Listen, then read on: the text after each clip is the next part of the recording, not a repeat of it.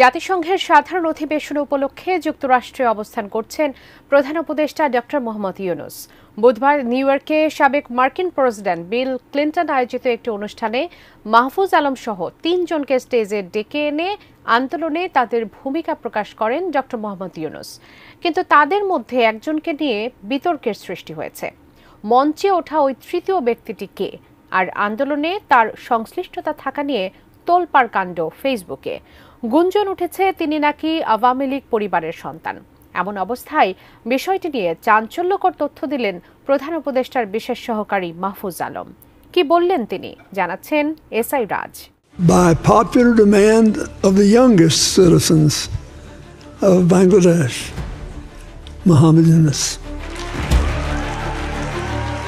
জাতিসংঘের সাধারণ পরিষদের অধিবেশনের ফাঁকে Clinton global initiative leaders stage শীর্ষক এক অনুষ্ঠানে সাবেক সরকারের বিরুদ্ধে কিভাবে ছাত্র জনতা সাহস নিয়ে বুক পেতে দাঁড়িয়েছিল সেই ঘটনা পুরো বিশ্বের কাছে তুলে ধরেছেন অন্তর্বর্তী সরকারের প্রধান উপদেষ্টা অধ্যাপক ডক্টর মোহাম্মদ ইউনূস।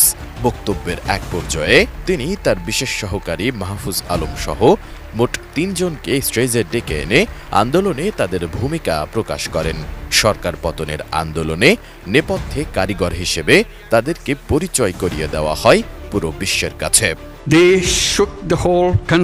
কিন্তু পরিচয় করিয়ে দেওয়া ওই 3 জনের মধ্যে একজনের আন্দোলনে সংশ্লিষ্টতা নিয়ে প্রশ্ন উঠেছে সামাজিক যোগাযোগ মাধ্যমে। জানা গেছে মঞ্চে ওঠা ওই ব্যক্তির নাম জাহিন রোহান রাজিন।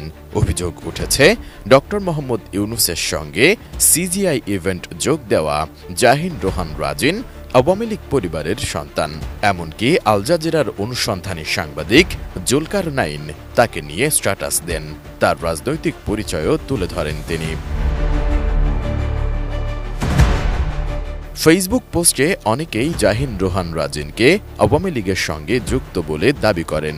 এমনকি ফেসবুকে ছড়িয়ে পড়া একটি ছবিতে তাকে বিগত আওয়ামী লীগ সরকারের সাবেক স্থানীয় সরকার মন্ত্রী তাজুল ইসলামের পাশে দাঁড়িয়ে থাকতে দেখা গেছে।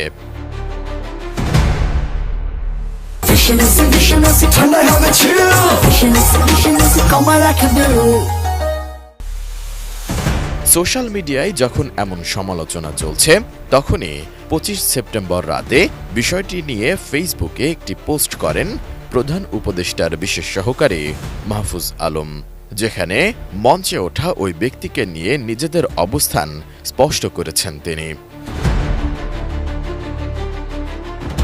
মাহফুজ আলম তার ভেরিফাইড ফেসবুক আইডিতে লেখেন, সিজিআই ইভেন্টের লোকটি একজন অনুপ্রবেশকারী এবং একজন অসৎ ব্যক্তি ছিল। তার এ অনুপ্রবেশ নাশকতার অংশ। ওই ব্যক্তি নিজেই সিজিআই ইভেন্টে যোগ দেন। সেখানে প্রতিনিধি দলের সদস্য সহ আমরা তার উপস্থিতি ও উদ্দেশ্য সম্পর্কে জানতাম না। তিনি প্রতিনিধি দলের কারো সঙ্গে যোগাযোগও করেনি।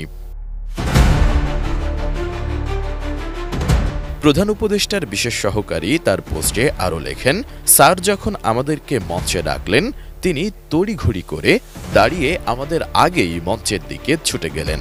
আমি তাকে মঞ্চে যাওয়া থেকে প্রতিরোধ করতে পারিনি, যদিও আমি সন্দিহান ছিলাম। এছাড়া বিশ্ব নেতা ও গণ্যমান্য ব্যক্তিদের কাছে আমি অসহায় ছিলাম। এটি ফ্যাসিবাদী গোষ্ঠীর অন্তর্ঘাতের একটি পূর্ব পরিকল্পিত কাজ। বিষয়টি নিয়ে আন্দোলন ও গণ অভ্যুত্থানের নেতৃবৃন্দ, সমন্বয়কারী ও যোদ্ধাদের কাছে ক্ষমা প্রার্থী। তার অনুপ্রবেশ ঠেকানো যায়নি।